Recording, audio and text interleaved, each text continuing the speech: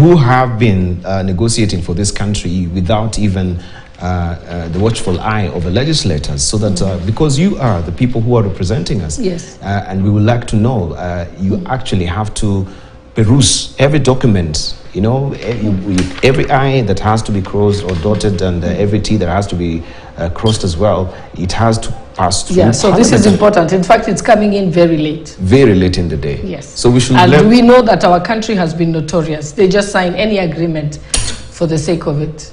All right. Okongo Mogini, some of these treaties that we have with other countries, I don't know what is happening. If you're privy to Lake Magadi as well, is Lake Magadi in a treaty with any other country that we're not privy to? Why are you mentioning Lake Magadi? Now, I'm mentioning Lake Magadi because some of the information that we have, maybe not in the public domain, is maybe there's some treaties with other countries, especially for the salt. And we know there is sodium, which is very critical in glass, in glass manufacturing.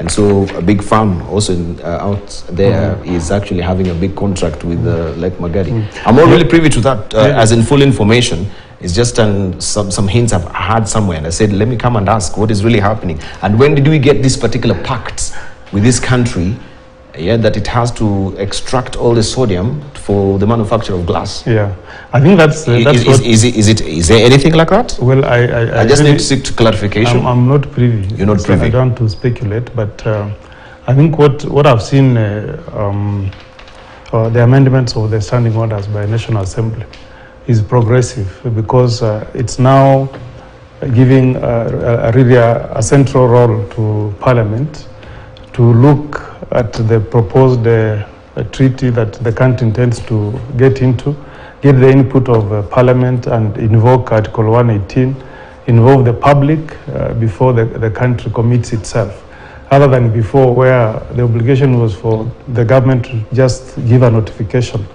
to Parliament once a treaty has been signed. But that having said, Bal, some of these international treaties are very useful to our country. You remember when President Mwai Kibaki took over in 2002, one of the very first international treaties that Kenya entered into was the United Nations Convention against corruption. Yes. And you know, that's what enabled Kenya, because that convention, the UN Convention Against Corruption, obligates countries to set up independent bodies to fight corruption in their respective countries. And that's how the Kenya Anti-Corruption Commission was set up. You remember the laws that were passed around the protection of children? Yes. That was because of the adoption of the African Charter on the Rights of the Child, which obligated any country that signed that treaty to come back to their respective countries, to go back to their respective countries and enact laws that were going to protect children. That's why we got the Children's Act. So all these international treaties, when we talk about them, they are very useful, because once you sign them, then you come back to your country to domesticate them, and there are some benefits that accrue. Like you can see how that has transformed the rights of children in this country. And we haven't made a lot of success in the fight against corruption, but at least we have in place an independent anti-corruption body. And we have seen some gains. We could have done better, but we have seen some gains in the fight against corruption than before, where you relied on a police force that was really under the instructions of the state to wage that war against corruption. So I think this is very progressive debate, that Parliament will have an input, and there will also be public participation before a country commits itself. All right. Yeah. All right. Isaac Maura has also checked in. Good morning, Isaac. Good to see you. Good morning. Good morning. Fantastic. It's another beautiful day. Yes. And we were just looking at some of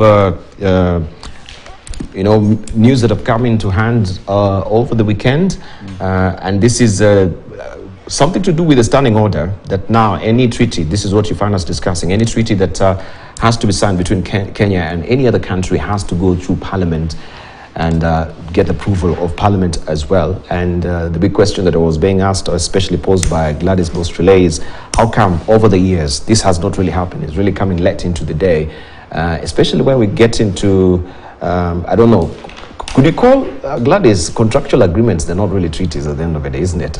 All this, like the SGR contractual agreement that Farah was alluding to, that we have no sorting idea, say for them that actually sign on behalf of Kenya, they know what is in the contract. The president was also put to task by journalists to reveal what is in the contract. Up to now, that has not been really forthcoming from him as well, and he's exiting. But that is the essence of what we were discussing before you joined us. Good morning. Good morning, good morning. Well, I think if you look at Article 2.6 of the Constitution, it says that any treaty that Kenya gets into, it becomes part and parcel of the municipal laws of Kenya. And that is very legally binding. So it's very interesting because you hear agreements have been made of the SGR, of the expressway, of this and that, and they really tend to really commit the resources and the future of the country. Remember when we were also negotiating for economic partnership agreements with the EU, which I vehemently personally opposed, because we were actually mortgaging ourselves for the next 25 years. At that point in time, Africa was seen as an emerging market. In fact, there was a burgeoning middle class, which was actually, predicated upon an income of about $3,000 a year. Yes. And yet we actually sold off ourselves because then the way it was negotiated, in fact, we were to negotiate as an East African community. Kenya was the last to sign, but I don't think we got very good concessions, you see. So that then Parliament will have an opportunity to interrogate these treaties for the benefit of the society. Because, in the absence of such, written texts that then become binding, then we are a free molecule, I want to say so. And I think the emancipation of our country economically has actually been tied to the international financial systems that relegate us to producer economy, where you can't even process your own raw materials. So some of these things need to be revisited. China is a very good example that actually says they only showed up their trade when they joined the World Trade Organization, because then they could benefit from negotiating with very many countries. Before that, China was actually a developing country. So we need to be careful. I think also there are so many delegations that go out of the country for various meetings, and they go and commit the country at that point in time without relaying this back to the country. And I think there is sometimes some trade-offs, horse trading, that is not necessarily beneficial because of the power relations. And I participated myself in such kind of engagements in the past, and I can tell you sometimes we are not very well organized, because the people who go to negotiate or to represent the country, some of them are just joyriders. They just are happy to have an international trip. So if then that becomes the case, we need to even go further and say that people should be held culpable for negotiating poorly for this country, so that it is not just a private profiteering where you just cajole some few government officials with some goodies. And there are even movies showing how, for example, you'd go to Bretton Woods institutions and you look from the shoe all the way to the way one is wearing a bow tie. All of that has been given to these individuals so that they become amenable to whatever treaties that are being signed. And you see that even on the floor of the UN Assembly. I have been in sessions where just before voting you see there are some little things like even candies on your desk there, so that then with some profile of certain candidates, if you have to vote in a certain way. These things happen even at the international level. So we need to be very careful. I hope for sure that also Parliament will develop very good jurisprudence, very good practice, a very good procedure when it comes to debating of international treaties, so that it doesn't just get bogged down by the horse trading and the shenanigans of this or that political divide according to whatever time that is prevailing, so that then we get the best interest of the country. And I'm sure with that then we shall be able to be more strong, and there will be greater scrutiny on what we put our pen into paper about ourselves. All right. Yeah. All right. Thank you very much. Maybe just to wind up on that, Farah, you wanted to say something briefly? Yes, it's winding up. Yes. I entirely agree with Maura on that, because once it's subjected for purposes of that ratification, it's subjected to a parliamentary process. And by the way, there's something called public participation. Yes. Which then, Parliament is one institution where you don't have to be an expert in any field for you to become a member of Parliament. You have teachers there, you have lawyers there, you have doctors there, you have engineers there. You literally, every background is there. So the presumption that members of parliament are very well educated on some of these international dynamics, yes, is in itself misplaced. So it's important that we have this thing also subjected to public participation.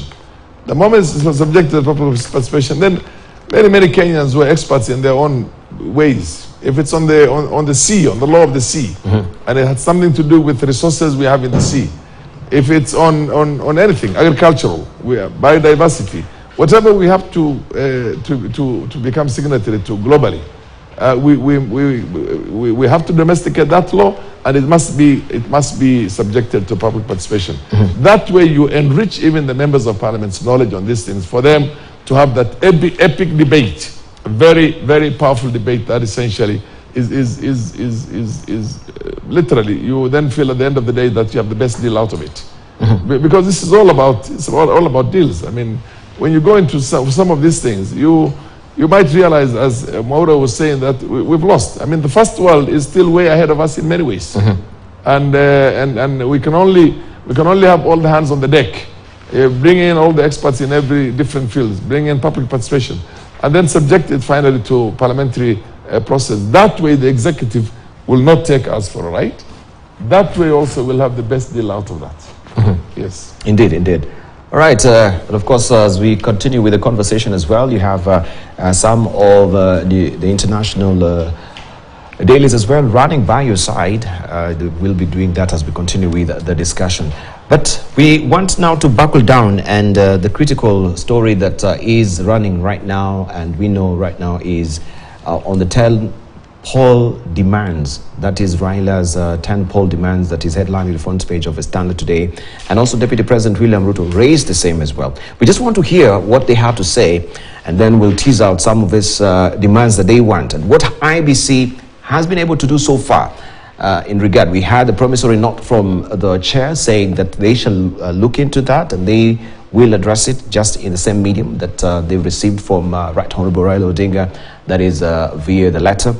And they will write to Raila Odinga preferably this week. So we expect that response from them as well. But the question that has been raised also by the Chief Justice is, IBC, what have you done on the issues that were raised on the 2017 general election, where we had loopholes on the election electioneering system as well at the end of the day? Is it firmly now shaken into place? Have you plugged all the holes? We will tease out that as well. Let's listen in to what Raila had to say and Ruto had to say on Saturday as well.